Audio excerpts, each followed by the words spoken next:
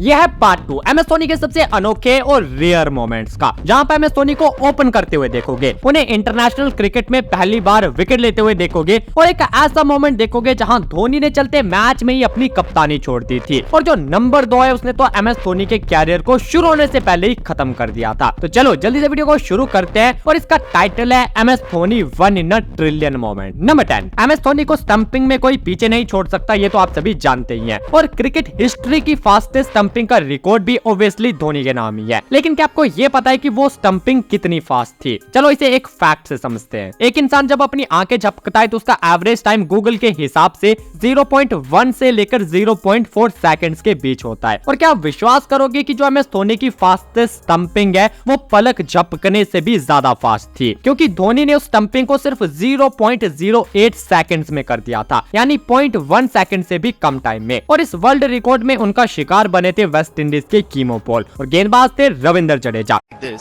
But obviously India is trying out all the options. Dhoni thinks he's got the man. Let's have a look at this in terms of his reaction time forward. He knows, and look at that. Number 9, कहा जाता है कि दूसरों के अंदर डर पैदा करना है तो पहले अपने अंदर के डर पर काबू करना होगा। और वो कैसे किया जाता है वो आप यहाँ देखो। जब बल्लेबाज गेंदबाजों को डोमिनेट करना चाहते थे तब धोनी का मास्टरमाइंड कैसे उस डोमिनेशन को खत्म करता था। जैसे 2007 के इस मैच में देखो, रिकी पॉन्टिंग बैटिंग कर रहे थे और एम एस धोनी इरफान पठान की गेंदबाजी पर स्टंप के नजदीक कीपिंग कर रहे थे। इससे हुआ ये कि रिकी पॉन्टिंग का जो एग्रेशन था वो कम हो गया और फिर इस माइंड ब्लोइंग स्टंपिंग के साथ तो धोनी ने उसे खत्म ही कर दिया।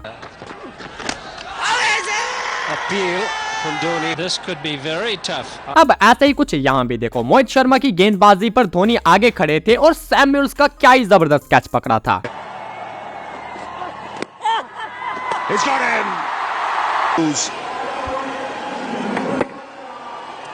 Well caught as well. Brilliant as Ravi Shastri said. Number 8, एक तरफ एक्सरे मशीन और दूसरी तरफ धोनी को रख दिया जाए तो रिजल्ट दोनों का सेम बिल्कुल भी नहीं होगा, क्योंकि जिन चीजों को एक्सरे मशीन भी छोड़ देती है उन्हें एम एस धोनी की आंखें पकड़ लेती है। जैसे यहाँ देखो, जब 2011 के वर्ल्ड कप में इंडिया और आयरलैंड का मैच चल रहा था, युवराज सिंह की बॉल एलेक्स क्यूजाक के पैड पर जाकर लगती है, जो कि देखने से ऐसा लग रहा था कि स्टंप को मिस कर देगी। लेकिन धोनी एलबीडब्ल्यू की अपील करते हैं क्योंकि उन्हें लग रहा था कि बॉल स्टंप को मिस नहीं करेगी बल्कि सीधा स्टंप पर ही लगेगी। पर कोई भी दूसरा खिलाड़ी धोनी का साथ नहीं देता, इवन बॉलर भी। लेकिन धोनी ने अपनी फील्डिंग पर विश्वास दिखाया और डीआरएस की मांग कर ली। और आपको तो पता ही है कि डीआरएस को धोनी रिव्यू सिस्टम इसलिए कहा जाता है क्योंकि वो कभी गलत नहीं होता।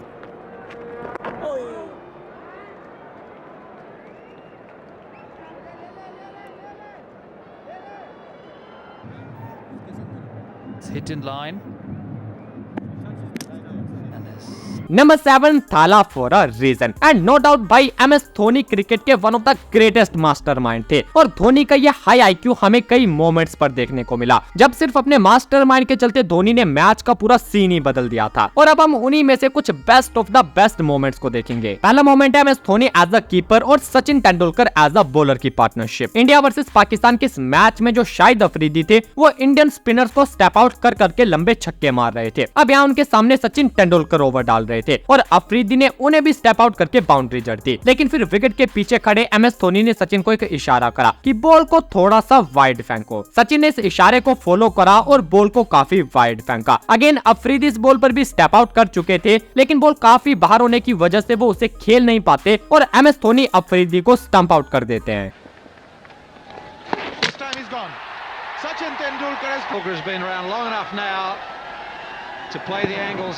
अब इस मोमेंट में देखो एम एस धोनी की मास्टरमाइंड फील्ड। जब आईपीएल के इस मैच में एम एस धोनी ने कायरन पोलार्ड के बिल्कुल सामने स्ट्रेट बाउंड्री पर शिवम दुबे को खड़ा कर दिया और अगली बॉल पर पोलार्ड ने वही शॉट खेला और दुबे के हाथों कैच आउट हो गए।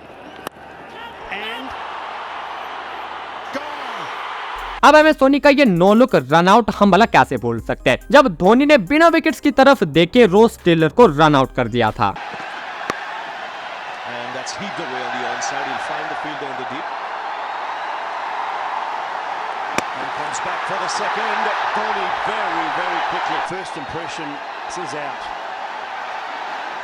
Brilliant work नंबर 6, अपने सीनियर्स को कैसे रिस्पेक्ट दी जाती है अब आप वो देखो। 2008 का नागपुर टेस्ट जो कि इंडिया और ऑस्ट्रेलिया के बीच खेला जा रहा था, वो सौरव गांगुली का लास्ट टेस्ट मैच था। मैच का आखिरी दिन चल रहा था और इंडिया जीत के काफी करीब भी थी। तभी धोनी की तरफ से एक अनप्लान्ड जेस्चर सामने आया, जहां उन्होंने टीम की कैप्टेंसी दादा को ऑफर करी ताकि गांगुली अपने लास्ट टेस्ट मैच में टीम को लीड करते हुए अलविदा कहें। नंबर 5, पार्ट 1 में आपने MS धोनी की फर्स्ट इंटरनेशनल सेंचुरी देखी, बट धोनी एक बैट्समैन थे तो उनके लिए सेंचुरी इतनी रेयर नहीं थी। तो अब मैं आपको कुछ रेयर दिखाता हूं, जो कि MS धोनी की पहली इंटरनेशनल विकेट। पहले कई बार देखा जाता था कि धोनी मजे के लिए कीपिंग छोड़कर बॉलिंग डालने आ जाते थे। वैसे ही एक मैच ये भी था जहां इंडिया और वेस्ट इंडीज एक दूसरे के सामने थी, और इस मैच में इंडिया के बॉलर्स ने वेस्ट इंडीज को ऑलरेडी ढेर करके रखा हुआ था, और तब धोनी भी उस बैती गंगा में हाथ धोने के लिए आ गए। धोनी ने अपनी जगह कार्तिक को खड़ा किया और खुद बॉल पकड़ ली, और मजे की बात देखो कि भाई चौथी गेंद पर धोनी ने विकेट भी निकाल ली, और ये एक ऐसी अनएक्सपेक्टेड इन स्विंग गेंद थी कि बल्लेबाज हैरान रह गया, और यही उनके कैरियर की पहली इंटरनेशनल विकेट थी।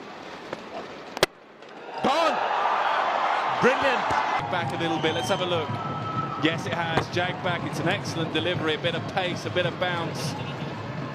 क्रिकेट में कुछ मोमेंट्स ऐसे आते हैं जो कि एक लाइफ टाइम एक्सपीरियंस देकर जाते हैं, and this moment was one of them. जब MS धोनी कीपिंग छोड़कर बॉलिंग करने के लिए आते हैं और कीपिंग के लिए उनकी जगह लेते हैं विराट कोहली। ये बात है साल 2014 की, जब इंडिया वर्सेस न्यूजीलैंड के बीच ये टेस्ट मैच खेला जा रहा था। न्यूजीलैंड 400 से ऊपर बैटिंग कर रही थी और इस पारी को आगे लेकर जा रहे थे ब्रैंडन मैकलम और वाटलिंग। मैकलम का स्कोर 200 प्लस था एंड वाटलिंग भी अपनी सेंचुरी कंप्लीट कर चुके थे, और इंडिया का हर एक बॉलर इन दोनों को आउट करने की कोशिश में थक चुका था। सो धोनी ने ग्लव और पैड उतारकर विराट कोहली को दे दिए और वो खुद ओवर डालने के लिए आ गए।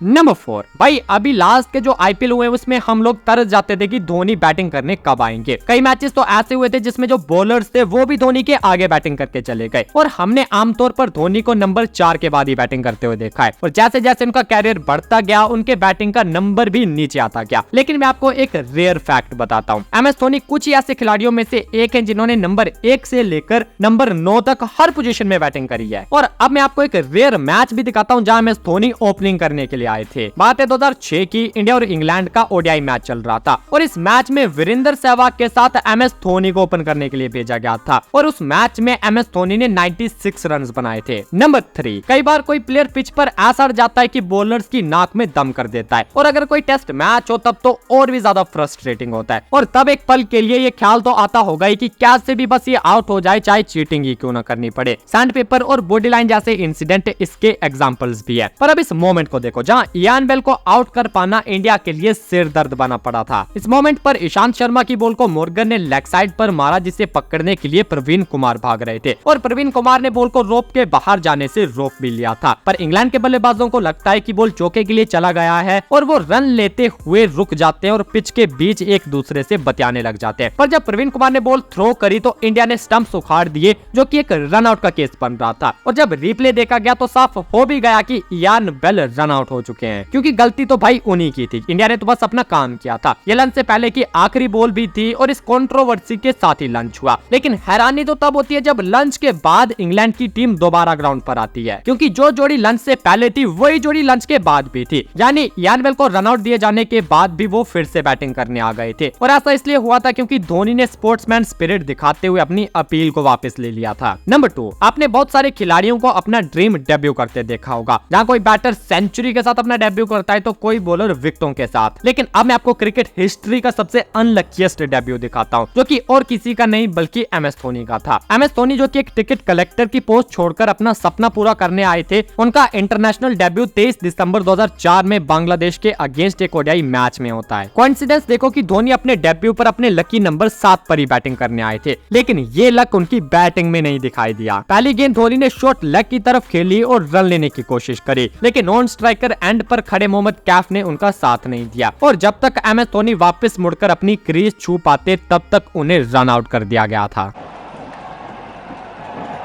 Mahendra Singh Dhoni has come out to the middle. He's the man from Jharkhand. He's sent back, and Dhoni departs first ball, and that's most unfortunate.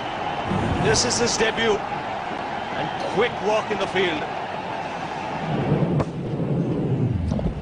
That's That's out. The umpire in a perfect position. Number 1, आपने युवराज सिंह के 6 गेंदों में 6 छक्के तो देखे होंगे, लेकिन कितने लोग ये जानते हैं कि धोनी ने भी ऑलमोस्ट ऐसा ही कारनामा करके दिखाया था। बात है 2013 की, जब MS धोनी ने CPL नाम की एक लीग में इस बॉलर की धज्जियां उड़ा दी थी। पूरा मामला क्या था वो तो आपको इस वीडियो के पार्ट 1 में देखने को मिलेगा। सो अब इस पर क्लिक करके उस वीडियो को देखो and subscribe to TFB cricket.